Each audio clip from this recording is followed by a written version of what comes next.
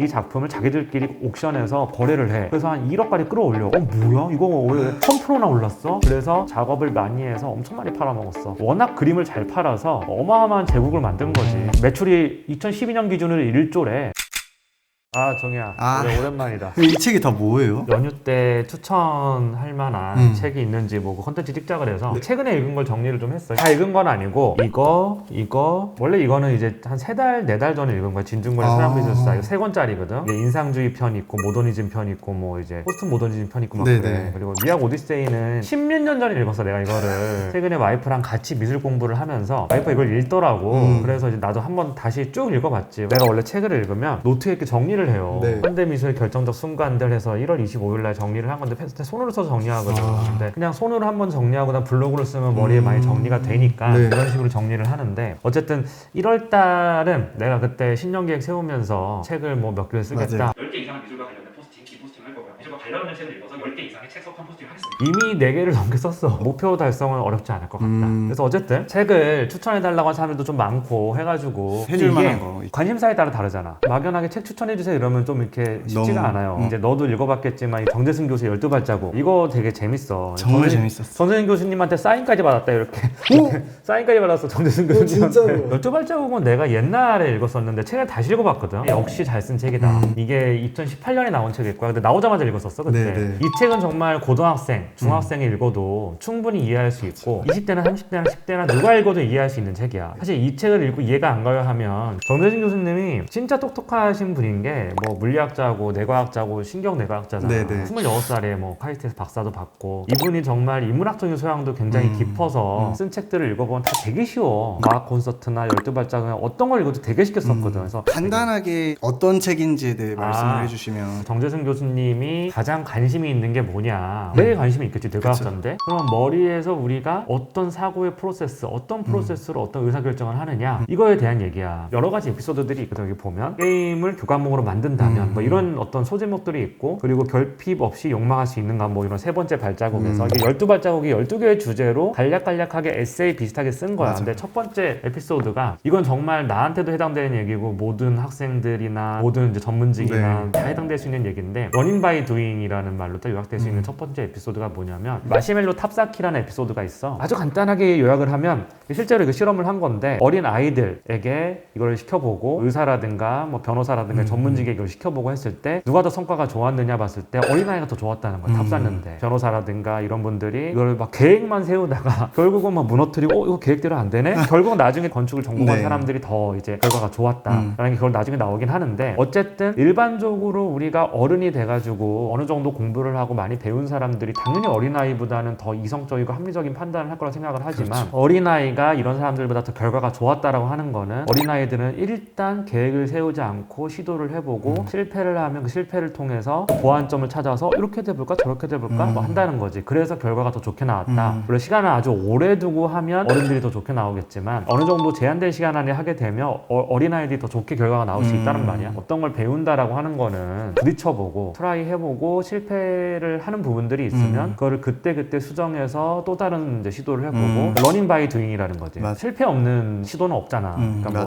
완벽하게 계획을 세워가지고 사업도 그렇고 뭐 다 그렇잖아. 사업도 일단 부딪혀서 보완점들을 찾고 결국은 다 그래. 뭐든지 계획을 완벽하게 세워서 하면 참 좋겠지만 그렇게 될 수 있는 건 세상에 많지가 않거든. 부딪혀보고 이 인더스트리는 도저히 이게 답이 없다. 접으면 되는 거야. 접더라도 되게 많은 걸 느낄 거고 시도조차도 안 하는 게 우리들의 삶이지 사실. 무서우니까. 실패 없는 뭔가 트라이를 하려고 그러는데 우리가 뭔가를 해나가는 데 있어서 방해가 되지 않을까. 뭐 그런 시사점을 줬지. 그 에피소드 말고도 되게 많아. 햄릿 증후군도 있고 결핍에 대한 이야기도 있고 그리고 최근에 정재승 교수님 12발자국 말고 다른 것들을 이제 좀 보면 우리 내에서 어떤 반응이 일어나서 사람은 자살을 하는 것과 OECD 국가 중에서 대한민국이 자살률 1위란 말이야. 10년 넘게 1위야. 내가 대학 졸업할 때쯤에도 우리나라가 1위였어. 지금도 여전히 1위란 말이야. 분명에서는 1위지. 근데 생물 진화론적 관점에서 봤을 때 도킨슨이 이야기한 것처럼 우리는 유전자를 퍼뜨리기 위해 살고 있는 거잖아. 그걸 위해 살고 있다라기보다는 유전자의 목적은 나를 최대한 이렇게 많이 퍼뜨리는 거잖아. 전체적으로 보면 종의 성공을 위해서 이걸 퍼뜨리기도 하고 어쨌든 내 유전자를 이렇게 다음 세대로 전달해야 되는 의무가 있는 거란 말이야. 우리는 그리고 진화생물학적으로 죽기 싫어한단 말이야. 그 생존을 위한 몸부림 속에서 인류가 진화해 왔단 말이야. 그렇잖아. 그 속에서 문명이 발전했고. 근데 왜 자살을 하냐 이거야. 물론 뭐 자살의 원인으로 볼 때 예전에 내 기자한 친구도 그런 얘기를 했었는데 경제적인 이유가 가장 크다. 가난 이런 것 때문에 상당 부분이 경제적인 이유 때문에 자살을 하는데 어쨌든 간에 자살이라는 게 약간 경제적으로 못 살아서 자살한다. 이것도 맞는 얘기인데 왜 우리 사회가 더 그러냐 이거지. 유독. OECD 국가 중에서 우리나라가 과연 복지가 꼴찌일까? 그렇진 않단 말이야. 그리고 빈부격차가 현저하게 높은가? 그렇지도 않아. 미국이 우리나라보다 훨씬 높아. 자살률로 봤을 때 우리나라가 1인가? 이거에 대해서 너무 궁금하잖아. 너무 궁금해. 근데 아직까지 결론을 완벽하게 내리기 힘든 분야긴 하대. 근데 뇌과학을 연구하는 정재승 교수가 뇌에서 어떤 반응이 일어나고 어떤 프로세스로 이런 결정을 내리게 되는 건지 뭐 그런 얘기를 하시더라고. 학계에서 뭐 합의된 이론은 없는 것 같아. 어쨌든 뇌에 관련된 이야기입니다. 근데 굉장히 쉽게 썼고 청소년들 읽어봐도 되게 좋은 책이고요. 12발자국. 이거 일단 첫 번째로 안 읽어보신 분들은 추천을 드리고 나머지 다 미술책이에요 사실. 아무래도 형이 요즘 관심사다 보니까. 그러니까 1월 달에 그래도 미술 관련된 책을 9권 정도를 읽은 것 같아요. 최근에 읽었던 책 중에 좀 재밌는 것들을 추천을 드리면 미술이라고 하는 게 어떤 학문 분야든 간에 미술이든 뭐 정치든 사회든 경제든 경제사가 있고 정치사가 있고 다 있잖아요. 이게. 그리고 역사는 이제 그 총괄해가지고 이렇게 서술을 하는 거고. 근데 미술사를 도대체 어떻게 접근하면 좋은가? 나도 미술의 미음자도 몰랐던 사람이야 사실. 최근 한 몇 개월 동안 이걸 책을 읽으면서 아 이렇게 공부하면 좀 더 편하고 쉽구나 라고 느낀 게 있어서 이게 감히 여기 나와가지고 얘기를 하는 건데 1년 반 전에는 그냥 뭐 컬렉팅에 대한 관심이 좀 있었는데 컬렉팅이라는 게 이따가도 얘기하겠지만 미술사나 미술사적 가치가 있는 작품을 찾거나 이런 게 아니야. 미술사를 하나도 몰라도 컬렉팅 할 수 있고 실제로 컬렉팅 하시는 분들 중에 미술사 하나도 모르는 분들이 더 많아. 이게 약간 주식시장하고 똑같아. 뭐 예를 들어 IT 업계다 아니면 뭐 이제 포탈 업체다 이런 뭐 네이버라든가 다음에 이렇게 있잖아. 근데 기업 가치가 본질적으로 좋은 주식을 사는 것보다 테마주를 해서 돈을 벌 수도 있고 단타로 그냥 차트만 보고 하는 사람들도 있고 이 기업의 영업이익이 얼마고 매출이 얼마고 과거 지표 플러스 앞으로 이 기업이 인더스트리에서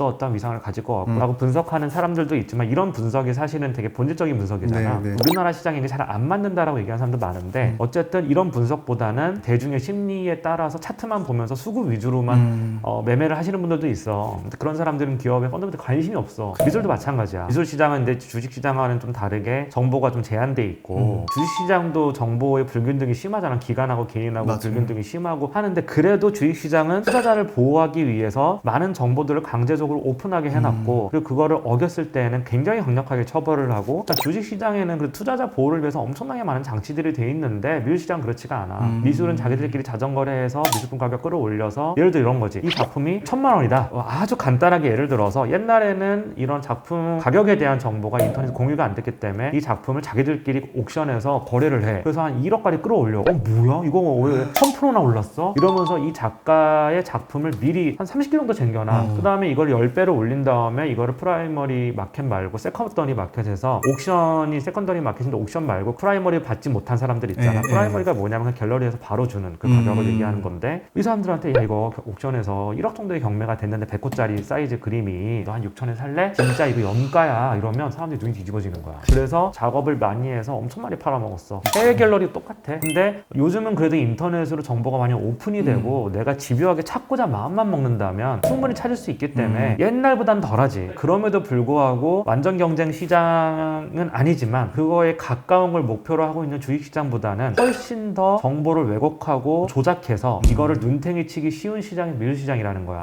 본질이 되게 좋은 작품을 사는 거는 파인아트 시장에서 투자하시는 분들도 있을 거고 근데 그것보다는 사실 미술은 더 다른 요인들이 더 많이 좌우를 하는 것 같아. 본질 펀더멘털보다는. 그래서 어쨌든 뭐 이거는 이제 시장에 대한 이야기고 그러니까 나는 그렇게 생각해. 유명한 모더니즘 화가들이 미술사적으로 굉장한 가치를 가지고 있기 때문에 아직까지도 되게 비싼 거고 아직까지도 미술관에서 막 뭐 칸딘스키 전, 뭐 몬드리안 전 이렇게 하는 거고 역사적으로 의미 있는 작가들이기 때문에 그런 건데 그런 작가 세량이 몇 안 돼. 많이 없어요. 그래서 처음엔 순진하게 이런 흐름들을 잘 파악하고 내적인 내공을 많이 갖추게 되면 시장에서도 성공할 수 있지 않을까라고 생각을 했는데 그건 나의 완전 착각이었더라고. 미술 시장에서 좋은 작품을 사서 이거를 어떤 투자 목적이든 컬렉 목적이든 뭐 미술관을 하든지 뭐 뭘 하든 간에 좋은 작품을 얻는다라고 하는 것과 실제로 미술사나 미학이나 지식들을 깊이 있게 취득하는 건 완전 다른 문제야. 그리고 해외 갤러리도 똑같아. 갤러리나 이런 데에서 일하는 친구들이 정말 이런 데에 대해서 지식이 많느냐? 그렇지가 또 않아요. 판매를 하는 것과 지식이 많은 건 다른 문제거든. 완전. 부동산도 그렇잖아. 뭐 공인중개사고 내가 건물 중개를 막 해. 건물 잘 알아? 아니거든. 전혀 아니거든. 건물을 제일 잘하는 사람은 투자를 제일 많이 해본 사람이고 내 돈을 가지고 투자를 많이 하고 공부를 많이 해본 사람이야. 근데 나 중개 경력 10년이다. 하나도 모르는 사람 너무 많아. 주택도 마찬가지고 다 똑같아 이게. 영업으로 잘 파는 것과 실제 그 본질을 정확하게 파악하고 있는 건 다른 문제인데 이 책이 바로 그 책입니다. 갤러리스트. 갤러리스트가 말 그대로 갤러리를 운영하는 사람이야. 아니면 갤러리 대표 밑에서 일하는 분들 갤러리스트라 그러는데 여태까지 우리가 미술 시장에서 어떤 작가가 어쩌니 사조가 어쩌니 이런 얘기를 할 때 갤러리스트에 주목하지 않아. 대부분이 이 작가가 이러이러한 화풍, 이러이러한 철학, 이러이러한 어떤 맥락 속에서 했고 이게 굉장히 의미 있는 역사적인 지표를 남겼고 이런 과정 속에서 우리가 미술사를 배우는데 실제로 그 작가가 성공하고 그리고 그 작가가 많은 돈을 벌고 그 작가가 굉장히 중요한 위치를 자리하는 데 있어서 사실 갤러리스트들의 역할이 절대적이거든. 어떤 갤러리를 가느냐 그리고 그 사람이 어떤 전시에 속해서 편입이 돼 전시를 했느냐 프라미넌스라고 그러는데 굉장히 중요하고 물론 본질이 좋은 작가가 글로 가가지고 이렇게 한 거다라고 볼 수도 있지만 그걸 했기 때문에 본질이 좋아 보일 수 있다. 이게 반대로도 뒤집어지는 것들이 많거든. 근데 전 세계 글로벌 갤러리들이 어떻게 영업을 해왔고 어떻게 성공을 했고 어떻게 나아가고 있느냐를 계략적으로 이 책도 미술사를 하나도 몰라도 읽을 수 있어. 입문은 아니고 미술사를 입문하려면 사실 이 진중권 교수님이 쓴 서양미술사 이 책이 아주 좋고 그리고 갤러리스트라는 책은 미술사랑 별개로 갤러리는 도대체 어떻게 운영되는 거지? 그럼 갤러리는 어떻게 작품을 팔아먹고 신진 작가를 키우고 뭐 하는 사람들이지? 궁금할 때 이걸 읽어보면 돼. 되게 재밌어. 그 형이 저번에 짧은 비유로 현대에서 연예기획사 같은 연예기획사랑 똑같아. 완전히 똑같아 하는 일도.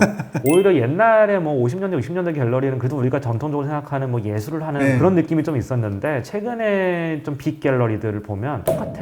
예를 들어서 전 세계에서 제일 큰 갤러리가 이제 가고시아니라는 갤러리야. 레리 가고시아니라는 남자가 만든 건데 그 사람 최대 출신이야. 워낙 그림을 잘 팔아서 어마어마한 제국을 만든 거지. 매출이 2012년 기준으로 1조래. 근데 갤러리 수수료 50%에서만 이렇게 받잖아. 순이익이 얼마겠어? 어마어마하게 벌겠지. 가고시안이 성공할 수 있었던 이유 뭐 여기에 많이 나와. 근데 이게 뭐 전부는 아니겠지만 이걸 쓴 사람이 한국 사람인데 이 사람이 그래도 미술을 전공한 사람이고 뭐 해외에서 박사도 받고 와서 한국에서 뭐 아트 뭐 컨설팅 이런 거 하는 사람인데 그때 당시에 레리 가고시아에 대한 기사를 모아서 그 기사를 바탕으로 쓴 것 같아. 그래서 나름 되게 괜찮은 것 같고 흥미로운 주제. 이 책을 누가 선물해줬나 선물 받은 거야. 내가 미술을 좀 공부해보겠다라고 인스타그램하고 이런 데 올리니까 구독자분께서 쪽지를 보내셨어. 그 구독자분의 그 와이프분이 해외 되게 유명 갤러리에서 일을 하시는 분이었는데 내가 이제 초짜니까 이런 것도 좀 읽어보면 괜찮지 않겠냐 선물로 주셨어. 미술사만 관심 있는 게 아니고 실제로 작품 퀄리티하고 이런 데 관심을 좀 갖다 보니까 그러니까 되게 유명한 갤러리들이 쫙 있는데 얘네들이 어떻게 창업했고 어떻게 이렇게 흘러왔는지 그걸 계략적으로 보여주니까 난 이거 되게 도움이 많이 됐어. 한국의 갤러리는 굉장히 좀 많이 뒤떨어져 있는데 우리나라는 글로벌 기업도 많고 막 되게 해외 사업 잘하시는 분들도 많고 교육 수준도 되게 높고 이런데 미술계만큼은 확실히 미국이라든가 유럽이라든가 중국보다도 훨씬 뒤떨어져 있는 것 같아. 근데 우리나라만 되게 시스템이 낙후돼 있고 사람들 눈탱이 치고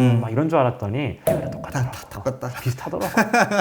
레리 가고시아는 이런 말을 했대. 자기는 부동산을 팔아도 겁나 잘 팔 수 있었다. 난 부동산을 팔아도 부자가 될 수 있었다. 왜 미술 부름을 파냐? 폼나잖아. 근데 난 이게 정말 많은 걸 보여준다라고 생각하거든. 물론 가고시안 갤러리를 세운 레리 가고시아는 진짜 영업맨 출신이야. 사실은 미술 잘 몰라. 미술사도 공부 안 한대. 대놓고 그런데 나 그런 거 책 볼 시간 없다고. 사람 만나서 얘기하는 게 더 좋다고. 막. 사실 가고시아는 좀 특이한 케이스고 이 사람 말고 뭐 다른 갤러리 창업한 사람 중에 정말 예술에 열정이 있어서 창업한 사람도 있고 그리고 자기가 컬렉팅을 하다가 빅컬렉터가 됐는데 투자를 받아가지고 이제 갤러리를 했는데 그게 이제 되게 글로벌 갤러리 성장하는 그렇게 된 갤러리도 있고 그래서 뭐 어쨌든 우리가 컬렉팅을 하다 보면 갤러리랑 접촉면이 많을 수밖에 없고 그리고 우리나라에 있는 이제 대부분의 중소 갤러리들은 여기 해당이 안 되겠지만 대부분이 되게 영세하거든 갤러리들은 다. 왜냐면 내 주변에도 갤러리 하시는 분들 많아. 병원 원장님의 와이프 해서 그냥 병원 옆에 월세 한 50만 원 조그맣게 차려서 하는 데도 있고 그런 것도 다 갤러리. 다 갤러리야. 어마어마하게 많은데 실제로 이걸 되게 시스티커미컬하게 하는 갤러리는 우리나라에는 많이 없지 사실. 정말 손에 꼽을 정도로 드물고 갤러리스트라고 하시는 분들 중에 실제로 미술에 되게 애호가고 이런 사람 많이 없어. 내가 볼 때 겉으로는 다 애호가라 그러는데 얘기를 해보면 아무것도 몰라. 어떻게 이렇게 모를 수 있지? 자기가 프로모션하는 작가에 대해서. 어쨌든 이 책도 추천드립니다. 이 책은 미술사에 좀 관심이 있는 분이 읽으셔도 되고 미술사엔 관심이 없는데 미술 시장 도대체 뭐 하는 시장이야? 왜 이렇게 비싸게 팔아? 이런 분들이 읽으시면 재밌게 읽으실 것 같아요. 왜냐면 이거 진짜 쉽거든요. 되게 쉽게 읽을 수 있는 책이고 이것도 추천을 드리고 있고 그리고 미술 얘기를 조금 해보면 네. 미술 책을 요즘 많이 읽고 있으니까 물론 뭐 내가 미술에 대해서 뭐 학위를 받은 사람도 아니고 내가 본격적인 컬렉터도 아니고 미술을 따로 막 공부를 되게 열심히 한 사람은 아니지만 혼자 독학하면서 느꼈던 게 뭐냐면 일단 미술사를 이해를 하려면 조금 괴롭더라도 전체 개괄서를 빡세게 한번 읽어야 돼. 근데 이거는 미술사뿐만 아니고 모든 역사가 다 똑같아. 그러니까 예를 들어서 우리가 모더니즘 미술의 시작이라고 할 수 있는 19세기 중반 서양에서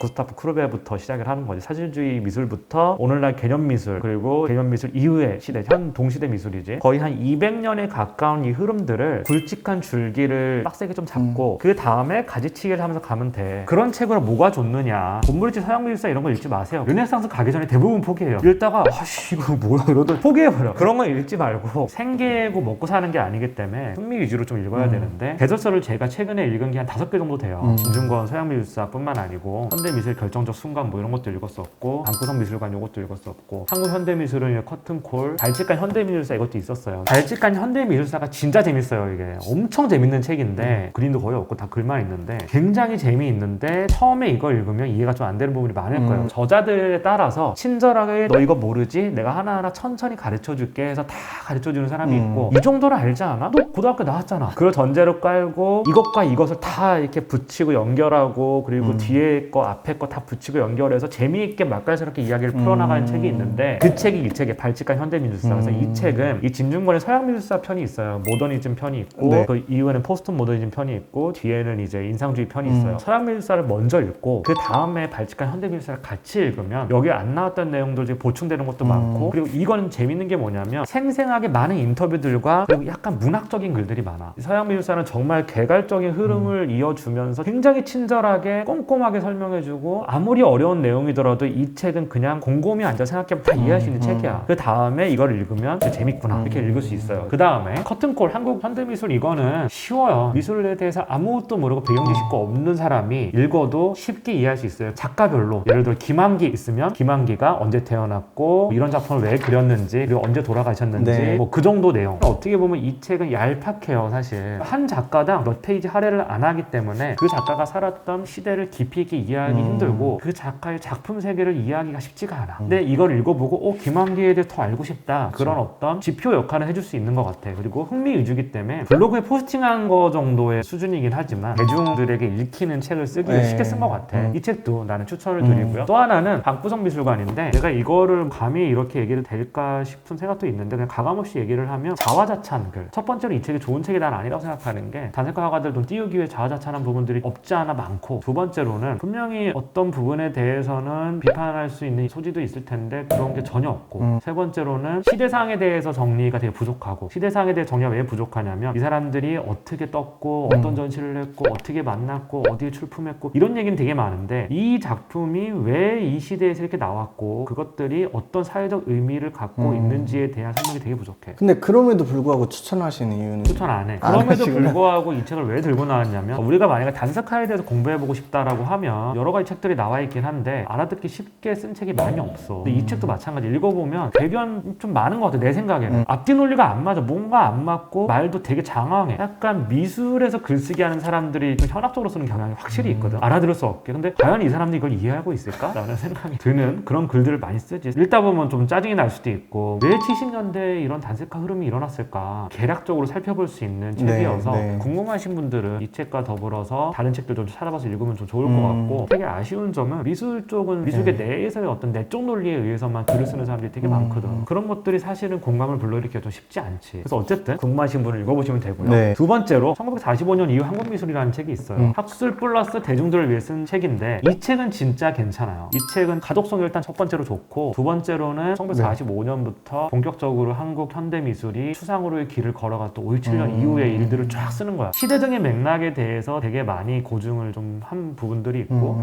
시대상이 되게 많이 나와. 이 사람들 그런 얘기를 해. 1970년대가 단색화가 붐이었잖아. 근데 반대로 얘기하면 1970, 80년대가 민중화가가 붐이었어. 민중화가 뭐냐면 당시에 군사정권 때 이제 민주주의를 좀 억압하고 시위가 많이 일어나고 민주주의를 요구하는 목소리들이 많았잖아. 그래서 이제 민중화가들이 이런 거에 열망을 담아서 그 그림으로 표현했단 말이야. 민중화가들이 그린 그림은 지금 팔리지도 않아. 그 당시엔 굉장히 저명한 사람들, 단색화 못지않은 화가들이 그렸는데도 소재 때문에 팔리지가 않아. 그 단색화 화가들은 오히려 사회랑 좀 격리돼서 내적 수행만 한단 말이야. 이게 단색화 화가들 비판하는 게 아니라 단색화가 어쨌든 우리나라를 이끌고 갔던 게 맞고 네. 현대미술을. 그리고 지금 가장 인정받는 한국 미술이 뭐냐 하면 단색화가들이란 말이야. 1930년대생이야 거의 다 또. 사실 이분들 이후에 넥스트 스텝이 없는 거야 한국 미술이 지금. 이만큼 강력한 응집력을 가진 집단 화풍이 없는 거예요. 박서보 같은 경우도 이제 묘법이라는 게 우리가 볼 때 뭐야 저거 연필이나 그어놓고 하지만 회화를 그리지 않고 비워내는 그 과정이 자연스럽게 캔버스에 남는 게 박서보 연필묘법의 핵심 아이디어거든. 그 다음에 한지를 써가지고 밀어내는 걸 통해서 정신적 육체적 수행을 하면서 자기 수행을 하고 색채 문법으로 가게 되면 사람들에게 뭐 치유를 얘기하는데 난 사실 이게 앞뒤가 안 맞는 모순이라고 생각하거든. 자기 작품 세계의 핵심을 가로지르는 논리가 수행과 자기 비움이었는데 후기 묘법으로 넘어가면서 초기에 자기 작품 세계를 유지해줬던 이거를 자기 모순에 빠진 거라고 생각을 하거든. 이거에 대해서 미술계 사람들 갤러리스트랑도 얘기를 좀 해봤고 그리고 미술 전공하는 친구랑도 얘기를 해봤어. 내 말이 맞대. 그런 거 같대. 좀 더 공부를 해보려고 책불리 글을 쓰고 이러기에는 아직 내가 모르는 게 있을 수 있으니까 공부를 하고 있는 중인데 어쨌든 요지는 1970년대 단색화가들 거의 다 내적 수행으로 간단 말이야. 외부로 나가기 무섭거든. 그리고 이미 단색화가들 대부분 다 그 당시에 미술계 기득권층이었어. 그렇기 때문에 실제로 어떤 사회의 불의와 맞서 싸우기는 어려웠을 거야. 자기 기득권을 버리고 싸워야 되거든. 그러니까 결국 미술가들 선택할 수 있는 게 뭐가 있겠어. 어떤 예술가가 더 인정받아야 되느냐, 어떤 예술가가 우리 사회에서 더 훌륭한 사람이냐는 돈의 얘기인 것 같아. 어떤 화풍이나 어떤 이즘, 인상주의, 표현주의, 뭐 입체주의,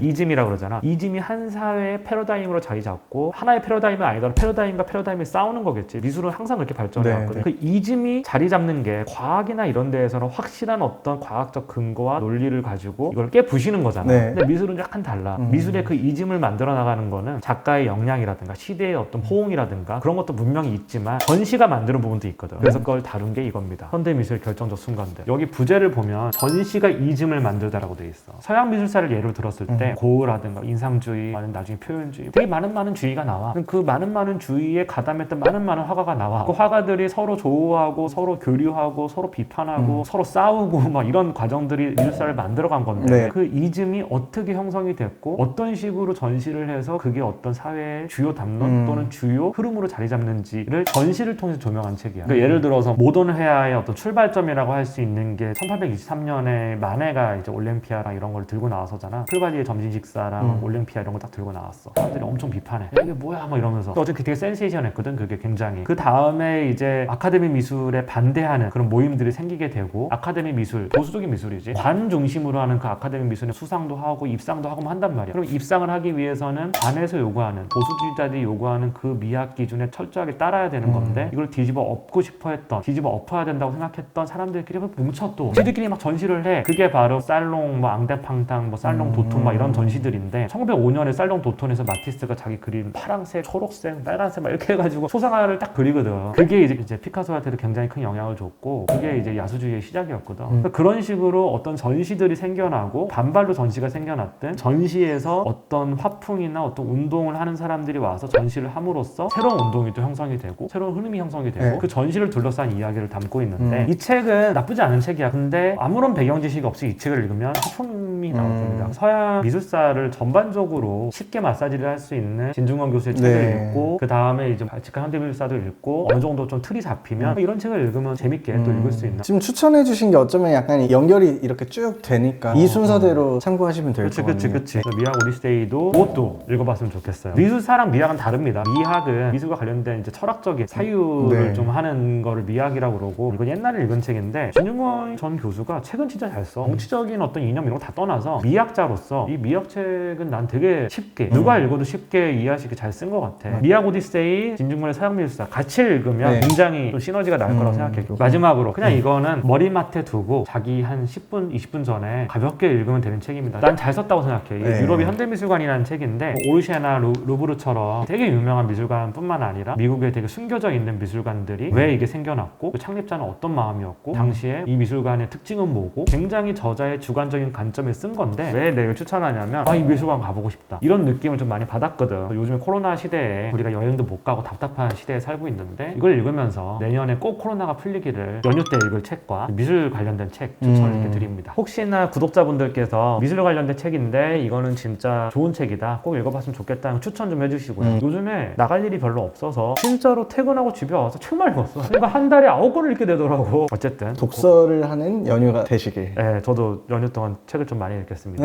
여기서 더